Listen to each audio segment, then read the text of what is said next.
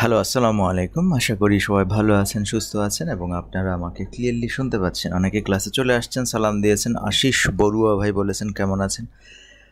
আছি আলহামদুলিল্লাহ, ভালো আছি। আশা করি আপনারা ভালো আছেন। ওমর ফারুক সালাম দিয়েছেন। রোকসানা খাতুন আপু চলে আসছেন। শাহনাজ রুবি আপু চলে আসছেন। ওকে, ওয়ালাইকুম আসসালাম। আশা করি আপনারা আমাকে ক্লিয়ারলি শুনতে পাচ্ছেন। একটু আমাকে জানাবেন ক্লিয়ারলি শোনা যাচ্ছে কিনা, আমাদের স্ক্রিন ক্লিয়ার কিনা।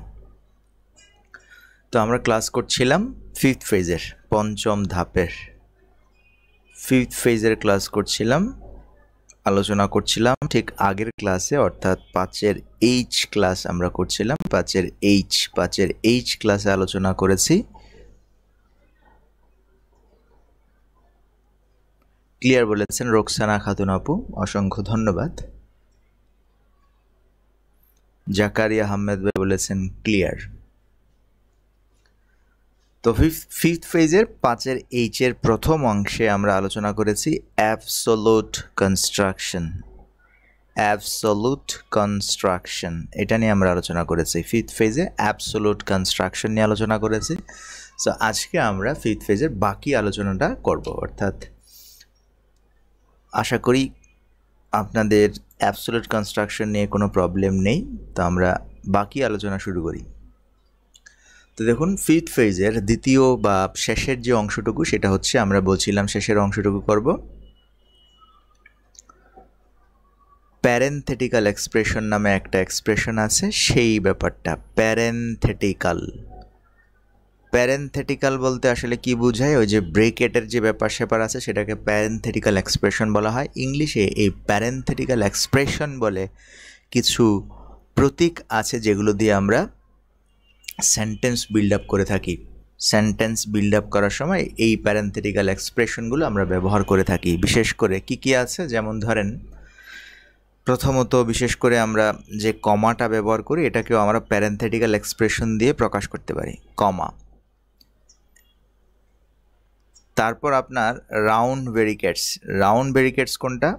রাউন্ড ব্রেকেট হচ্ছে এই যে ফার্স্ট ব্যারিকেড দিয়ে আমরা যেভাবে লিখে থাকি, অর্থাৎ কোনো একটা কথাকে আমরা এরকম ফার্স্ট ব্যারিকেডের মধ্যে কিন্তু আবদ্ধ করে রাখতে পারি। এরপর হচ্ছে আপনার লং ড্যাশেস মানে একটা লম্বা একটা দাগ, যেটাকে আমরা দুইটা দাগের মাঝখানে আমরা কিছু লিখতে পারি। দেখুন ব্যাপারটা বুঝতে পেরেছেন কিনা? দুইটা ড্যাশের মাঝখানে আমরা কিছু লিখে থাকি, দুইটা ব্র্যাকেটের মাঝখানে আমরা কিছু লিখে থাকি, দুইটা কমার মাঝখানে আমরা কিছু লিখে থাকি। এই রকম এই যে লেখার যে স্টাইলগুলো আমরা বিভিন্ন সময় পত্রিকায় দেখে থাকি, সেই ব্যাপারগুলোই হচ্ছে প্যারেনথেটিক্যাল এক্সপ্রেশন। এই ব্যাপারগুলো নিয়ে আমরা আজকের ক্লাসে আলোচনা করতে যাচ্ছি।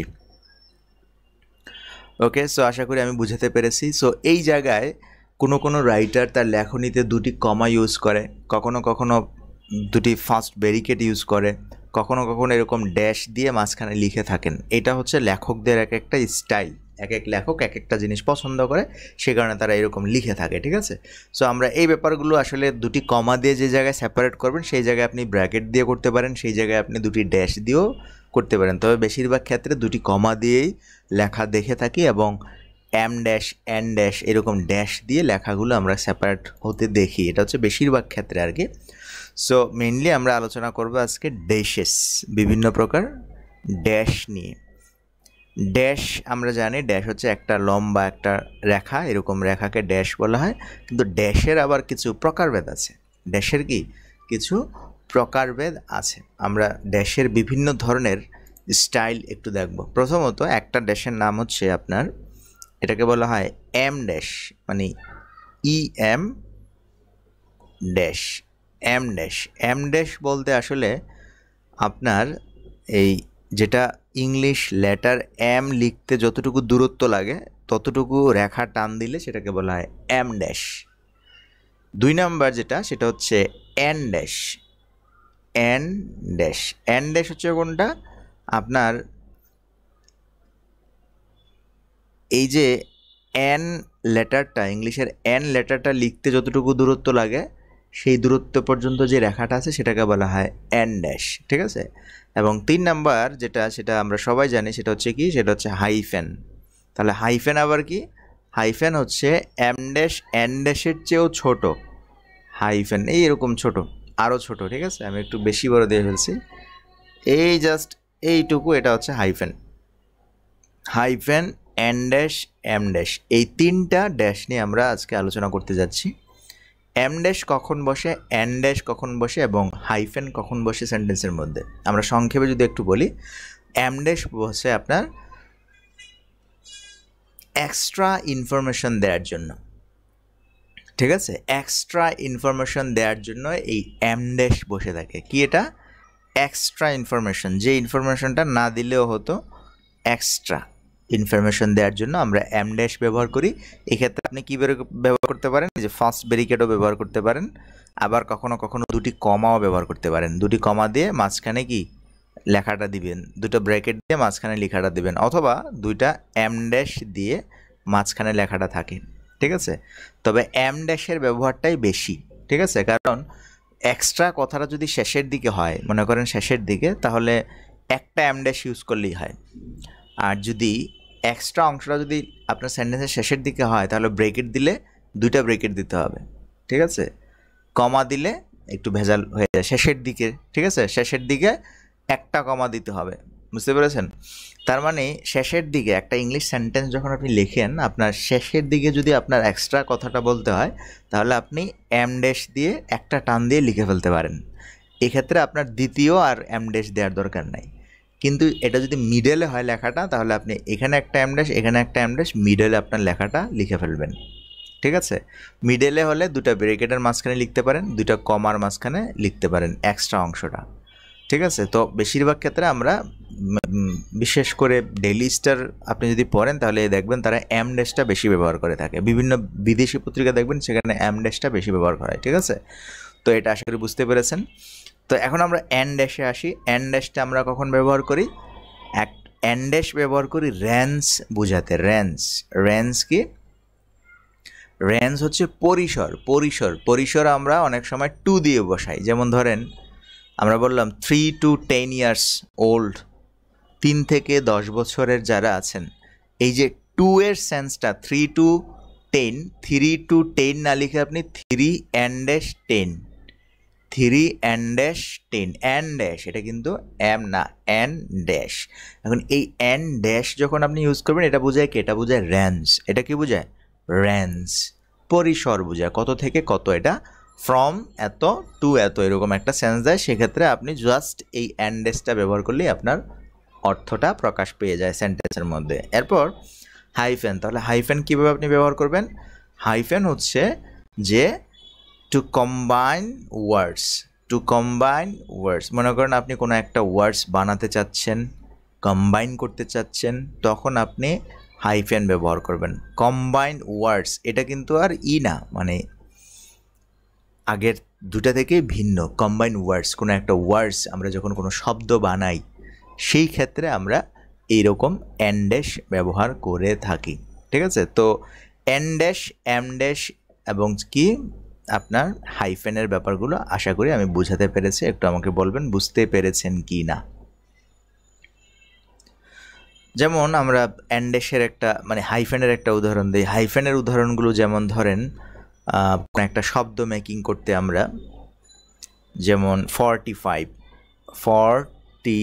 আপনি আলাদা করে বলতে পারতেন 45, কিন্তু আপনি চাচ্ছেন যে না, আমি এবার আলাদা করে বলবো না, দুইটা শব্দকে আমরা একটা শব্দ বানিয়ে ফেলবো, কম্বাইন করে ফেলবো। কম্বাইন করে ফেললে আপনার এই যে এই জায়গায় আপনি কি ব্যবহার করবেন? এই হাইফেন ব্যবহার করবেন। হাইফেন 45, অথবা আপনি দেখে থাকেন যেমন মাদার ইন ল, এই যে শব্দটা কম্বাইন করেছেন, মাদার ইন ল, তিনটা শব্দ দিয়ে একটা ব্যক্তিকে এখন আপনি ইঙ্গিত করছেন। মাদার ইন ল মানে হচ্ছে কি? শাশুড়ি। এই তিনটা শব্দের কম্বিনেশনে আপনি কি করবেন? হাইফেন ব্যবহার করবেন। হাইফেন, মাদার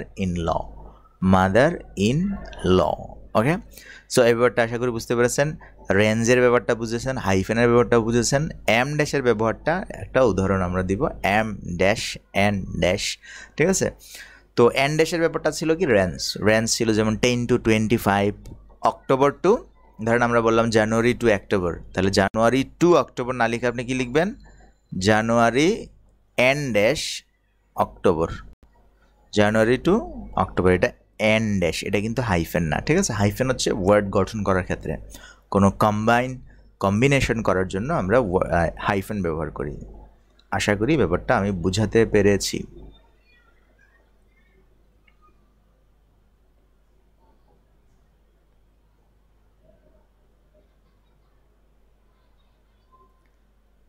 আমাকে একটু বলবেন বুঝতে পেরেছেন কিনা, এই পর্যন্ত বুঝতে পেরেছেন কি না?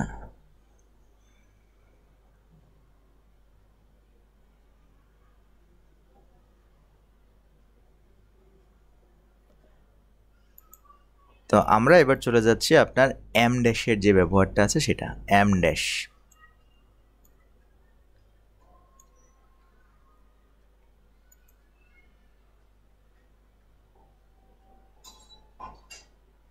ক্লিয়ার বলেছেন, ওকে, অসংখ্য ধন্যবাদ। তো আমরা এম ড্যাশের ব্যবহারে চলে যাচ্ছি।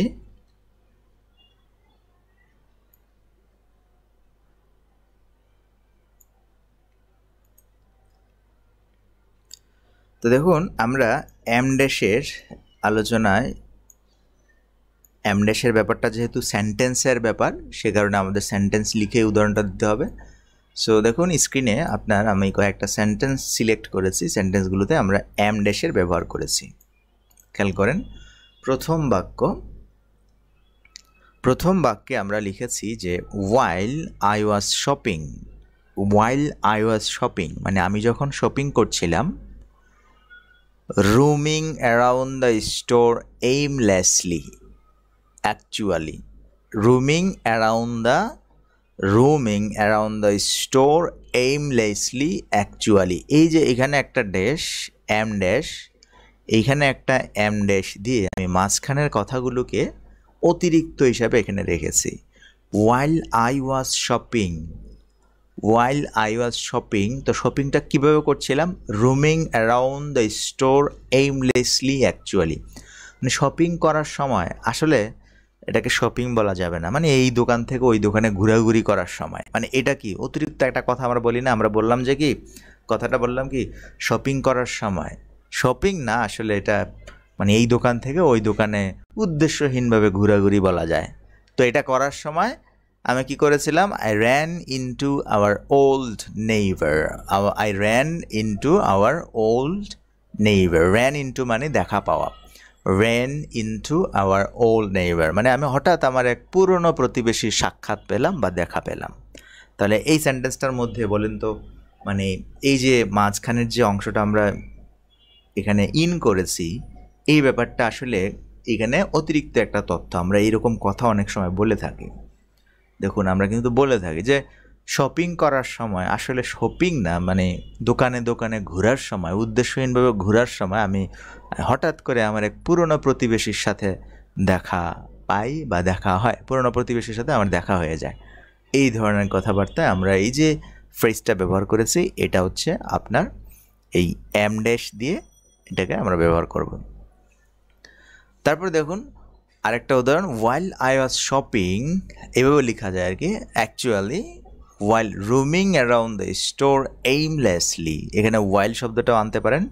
actually while roaming around the store aimlessly, I came across our former neighbor, আমি আমার পুরনো এক নেইবারকে দেখলাম বা নেইবারের সাথে আমার দেখা হলো। এই ব্যাপারটা আশা করি বুঝতে পেরেছেন।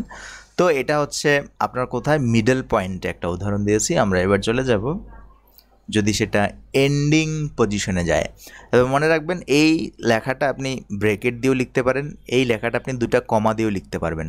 কি আপনি চাইলে এই লেখাটাকে দুটা কমা দিয়েও লিখতে পারতেন, তবে কমা এবং এই এম ড্যাশটা বেশি প্রচলিত, ব্র্যাকেটটা বেশি একটা প্রচলিত না।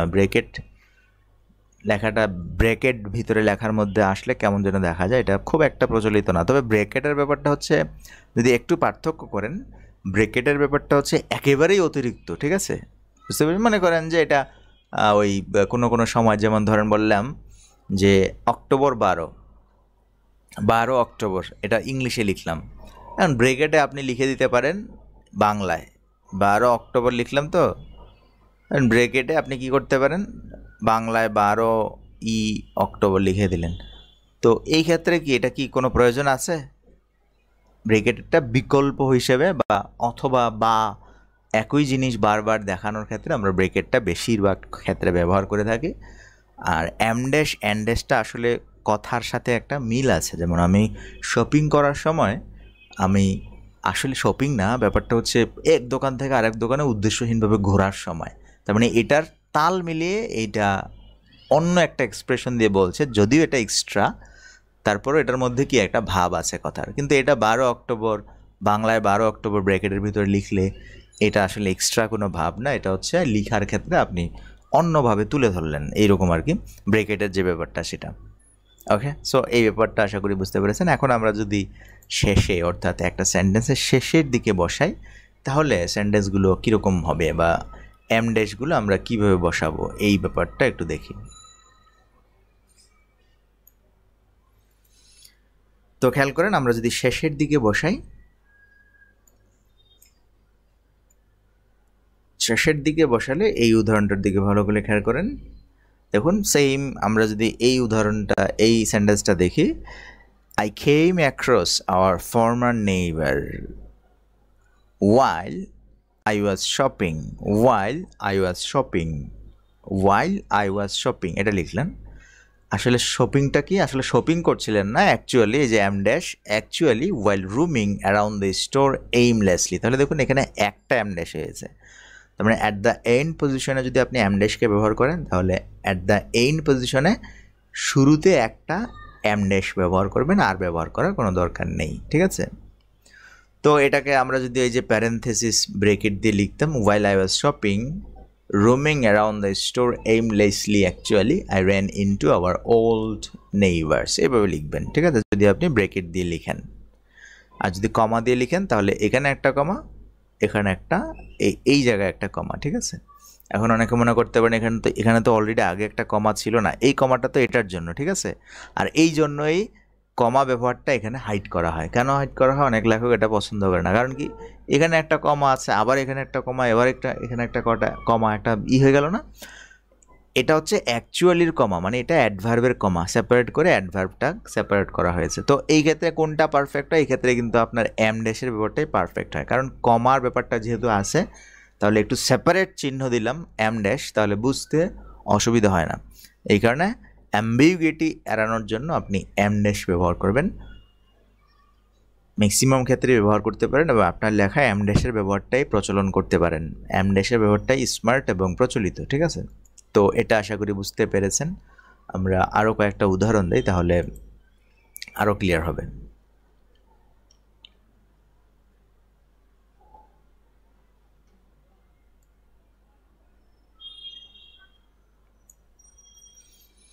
তো দেখুন, আমরা আরও কয়েকটা উদাহরণ টানি, তাহলে আরও সহজে বুঝতে পারবেন।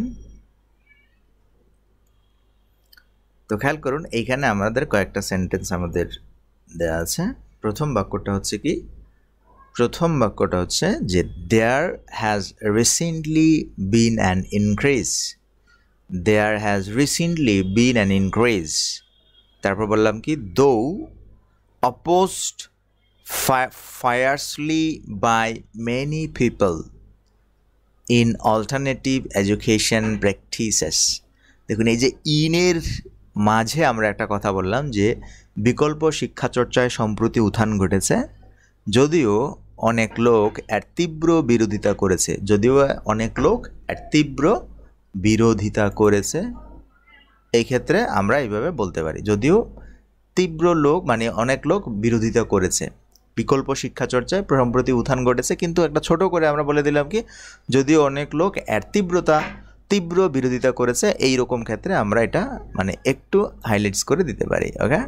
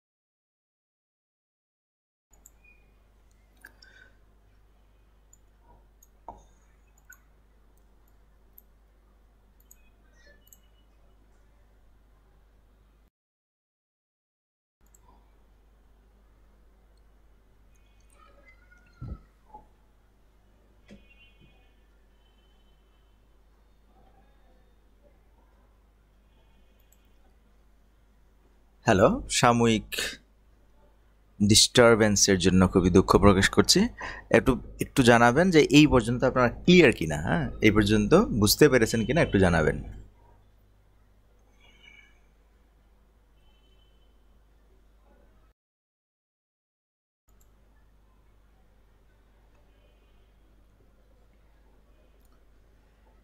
এরপর দেখুন, আমরা যদি আরেকটা সেন্টেন্স এখানে দেখাই, সেটা হচ্ছে কি, he was going to call off the project. He was going to call off the project. Or was he, দেখুন এখানে শেষে প্রশ্ন করা হচ্ছে যে he was going to call off the project, মানে কি তিনি প্রজেক্ট বন্ধ করতে যাচ্ছিলেন। He was going to call off the project, তারপর আমরা লিখলাম একটু ব্রেকেটে অতিরিক্ত হিসাবে লিখলাম অর ওয়াজ হি, মানে করেছিল কি, যাচ্ছিল কি, বন্ধ করতে গেছিল নাকি। আমরা অনেক সময় বলি না যে সে এটা বন্ধ করতে, প্রজেক্টটা বন্ধ করতে চেয়েছিল বা বন্ধ করতে যাচ্ছিলেন না। আমরা মানে এই যে ব্র্যাকেটের ভিতরে প্রশ্ন করে দিলাম যে সে এই প্রজেক্টটা বন্ধ করতে যাচ্ছিলেন না। when the client increased the payment, যখন ক্লায়েন্ট পেমেন্ট বাড়িয়েছে। সো এই ক্ষেত্রে আমরা extra information, travelling that is travelling by public transit.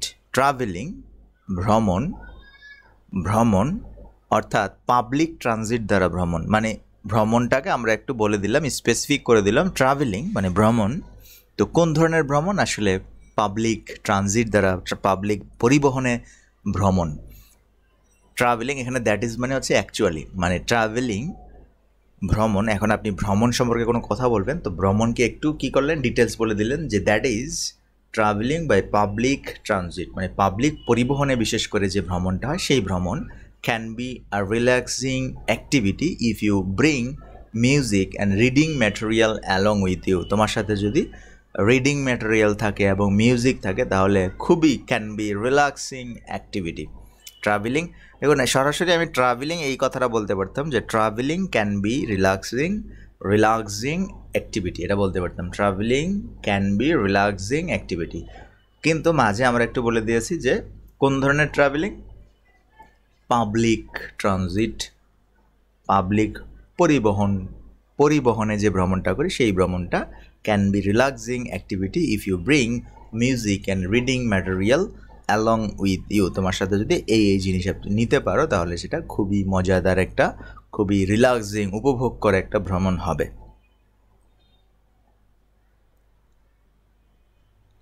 Okay, so এই ব্যাপারটা আশা করি আমি বুঝাতে পেরেছি। এখন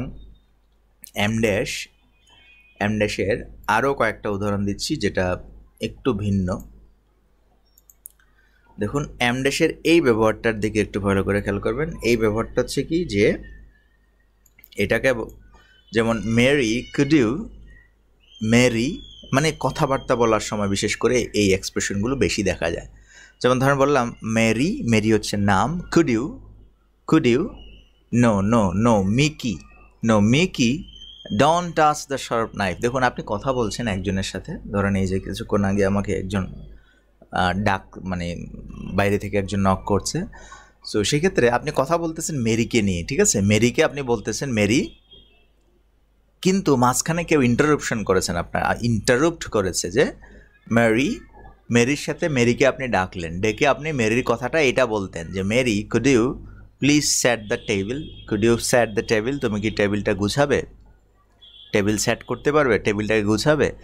তো মাঝখানে মেরিকে ডাকার পর আপনার কথায় ইন্টারাপ্ট হয়েছে, আপনি আরেকজনকে বলতেছেন কুড ইউ এই পর্যন্ত বলতে পারেন নাই, কুড ইউ পর্যন্ত থেমে আপনি মাঝখানে একটা ইন্টারাপ্ট করেছেন, no Mickey don't touch the sharp knife. তো আপনি মেরিকে ডেকে যখন আপনি কথা বলা শুরু করলেন, মেরি কুড ইউ, এরপর দেখলেন সাথে সাথে আপনার অন্য একটা বাচ্চা মিকি সে একটা শার্প নাইফে হাত দিতে যাচ্ছে। তো মেরি কুড ইউ এই পর্যন্ত আপনি থেমে গেলেন, থেমে গিয়ে ওই কথাটা বললেন, no Mickey don't touch the sharp knife, এই পর্যন্ত বললেন। বলার পর আবার ওই মেরিটাকে রিপিট করলেন, Mary could you please set the table, ঠিক আছে। মানে এই পর্যন্ত বলার পর যখন দেখলেন যে আরেকটা ঘটনা ঘটে গেছে, তখন আপনি কি করলেন, no Mickey don't touch the sharp knife, ঠিক আছে, ওই মিকির কথাটা বললেন সেটাকে আপনি কি করবেন, এই ধরনের এম ড্যাশ ব্যবহার করে এটাকে সেপারেট করে দেবেন। ঠিক আছে, তারপর আরও কিছু আছে, যেমন ধরেন dinner is at 6:30, not 6:29 or 6:31। এই যে বললেন যে ডিনার হচ্ছে 6:30-তে, ডিনার কিন্তু কোনো মতেই নট 6:29 অর 6:31। আবার উড ইউ প্লিজ ও নেভার মাইন্ড, মানে আপনি একজনকে ধরেন একটা কথা বলতে চাচ্ছেন বা ঠিক কথাটা বলে ফেলছেন, উড ইউ প্লিজ, তারপর আপনি একটা কিছু করে ফেললেন, ও নেভার মাইন্ড, মানে তখন চিন্তা করলেন যে না এই কথাটা আমি বলবো না। আপনি চাচ্ছেন যে would you please give me a glass of water, এরকম কথা বলবেন, কিন্তু আপনি বললেন উড ইউ প্লিজ, বলার পর চিন্তা করলেন না থাক বলবো না, ও নেভার মাইন্ড, তখন আপনি কী করবেন, ওই সেপারেটটা করার জন্য এম ড্যাশ ব্যবহার করবেন। এটা হচ্ছে স্পোকেন ইংলিশে বিশেষ করে, বা আপনি ওই কবিতা, নাটক, সংলাপ যখন লিখেন তখন এই স্ট্রাকচারগুলো আপনি ব্যবহার করতে পারবেন, বা পরীক্ষায় দেখা যায় এগুলো আপনার ব্যবহার হচ্ছে, ব্যবহৃত হচ্ছে, এরকম সেন্স থেকে এগুলো ব্যবহার করা যায়। ওকে, সো এই ছিল আমাদের প্যারেন্থেটিক্যাল এক্সপ্রেশন বা em dash, en dash, hyphen, এই ব্যাপারগুলো নিয়ে আলোচনা। আশা করি আপনারা বুঝতে পেরেছেন। এন, এম, এন আর হচ্ছে হাইফেন, তিনটা জিনিস আমরা আলোচনা করেছি। আশা করি পত্রিকায় যখন আপনারা এই জিনিসগুলো দেখবেন তখন ব্যাপারটা ফিল করতে পারবেন। ওকে, সো এই পর্যন্তই থাকছে, আমাদের দেখা হচ্ছে নেক্সট ক্লাসে নেক্সট টপিকস নিয়ে। সেই পর্যন্ত ভালো থাকবেন, সুস্থ থাকবেন।